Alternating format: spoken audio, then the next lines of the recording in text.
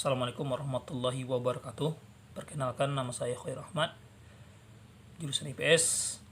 Baiklah, pada mata kuliah kaji konflik ini saya akan membahas tentang pemetaan dan analisis konflik.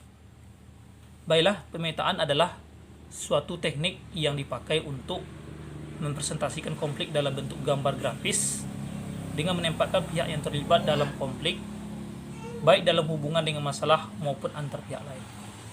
Jadi pemetaan ini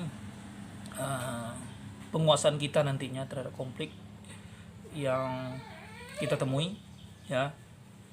Adapun pemetaan konflik merupakan salah satu teknik dari sederetan teknik dan alat sebagaimana telah disebutkan di dalam pendahuluan yang sangat membantu dalam menganalisa dan memecahkan konflik.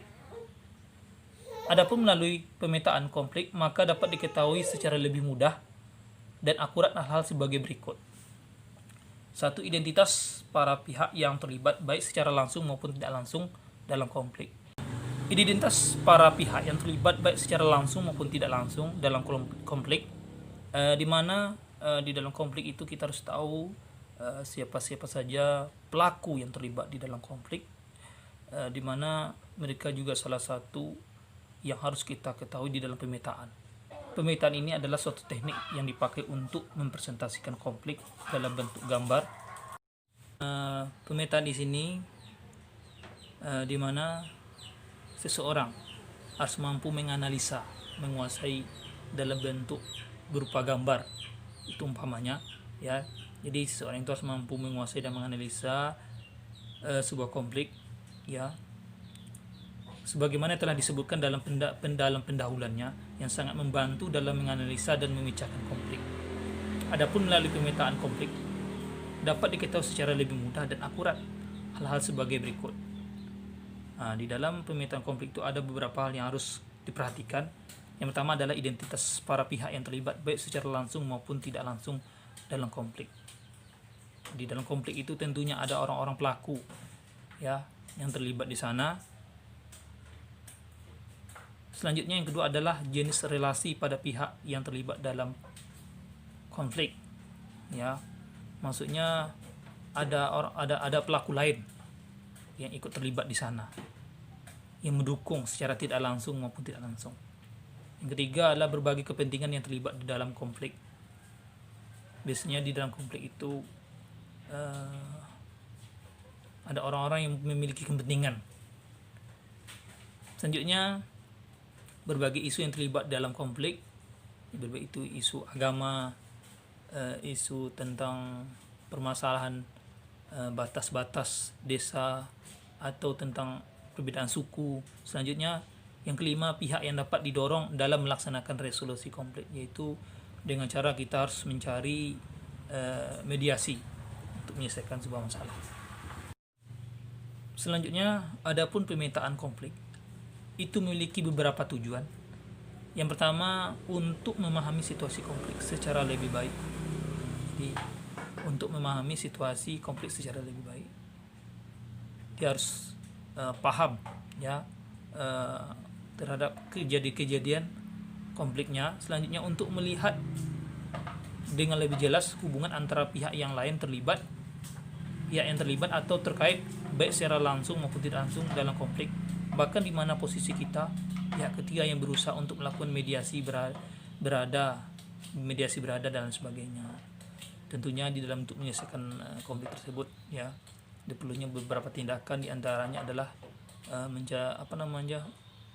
menyediakan beberapa orang atau mediasi untuk menyelesaikan konflik tersebut. Yang selanjutnya adalah yang ketiga, untuk mengklarifikasi di mana kekuatan utama itu terletak. Jadi di mana sebenarnya konflik itu yang terjadi, di mana dasarnya. Selanjutnya, untuk mengecek sendiri keseimbangan aktivitas atau kontak seseorang. Yang keempat, untuk melihat di mana sekutu atau aliansi atau sekutu potensial berada. Jadi kita lihat di sini di antara dua tadi, mengecek keseimbangan aktivitas atau kontak seseorang itu, bahwasanya di dalam konflik itu tentunya ada orang-orang yang selalu menjadi provokator di sana. Adapun melalui pemetaan konflik, maka dapat diketahui secara lebih mudah dan akurat hal-hal sebagai berikut. Satu, identitas para pihak yang terlibat baik secara langsung maupun tidak langsung dalam konflik. Yang kedua, jenis relasi para pihak yang terlibat dalam konflik. Yang ketiga, berbagai kepentingan yang terlibat dalam konflik. Yang keempat, berbagai isu yang terlibat dalam konflik. Yang kelima, pihak yang dapat didorong dalam melakukan resolusi konflik. Dan konflik itu sendiri memiliki beberapa tujuan. Yang pertama adalah untuk memahami situasi konflik secara lebih baik. Kebersihan lingkungan tidak akan tercipta secara maksimal apabila hanya satu orang saja, ya. Jika kebersihan akan sadar ke lingkungan itu hanya satu orang saja, tidak akan efektif. Namun juga diikuti oleh beberapa orang atau seluruh warga, ya, seluruh elemen masyarakat sadar akan pentingnya terhadap kebersihan lingkungan. Dalam hal ini, setiap warga mengambil andil dalam menjaga kebersihan lingkungannya. Yang bisa dilakukan adalah memulai dengan hal yang terkecil, ya, seperti membuang sampah. Jadi saya rasa di dalam menjaga kebersihan lingkungan ini, ya, kita harus betul-betul jeli, ya, jangan sampai abai, acuh, karena dampaknya terhadap kesehatan kita juga. Jadi marilah kita sama-sama menjaga kebersihan. Bukan rugi yang kita dapatkan, tetapi keuntungan yang kita dapatkan secara batiniah. Sekian dari saya, mudah-mudahan